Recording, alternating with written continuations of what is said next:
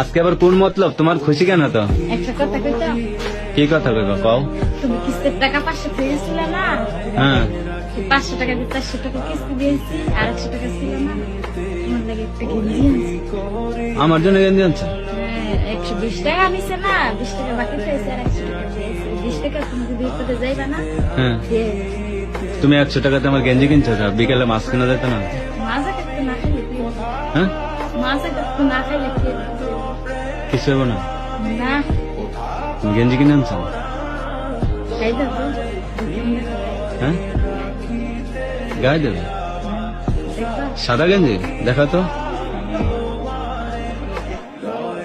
আচ্ছা ভালো লাগছে তোমার? ভাল লাগছে দেখে তো কিনে নিয়ে আইছি, নাইলে কি চাও? আচ্ছা দেখি দাও তো, গায়ে দিয়ে দেখি। সুন্দর লাগে, সাদা জিনিসের মধ্যে সুন্দর লাগে। তাই? আচ্ছা দাও। এই দেখছো, অনেক সুন্দর দেখা যাচ্ছে, কেমন দেখা যাচ্ছে? অনেক সুন্দর দেখা যাচ্ছে। সুন্দর দেখা যাচ্ছে। তোমার কে কইছে আমার জন্য গেঞ্জি কিনতে? 100 টাকা মাছ কিনতাম, খাইতে পারতো না? মাছ খাওয়া দেখতেছে, দেখো তো গায়ে দিচ্ছে কি সুন্দর মানাইছে না? এটাই তোমার হাসিটা আরো বেশি সুন্দর হয়েছে। এটাই কত মাছ খাচ্ছে, এটাই ভালো লাগছে। যাক, তোমার তো একটা বুদ্ধি হয়েছে। তারপরে কিন্তু তুমি এই কাজটা ভালো করো নাই, বুঝছো? কি ভালো করে নাই? আবার সময় এরকম গেঞ্জি কিনছো। হ্যাঁ?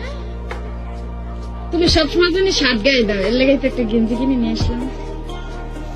এখন শার্ট গায়ে দেওয়া বন্ধ, গেঞ্জি গায়ে দিতে হবে।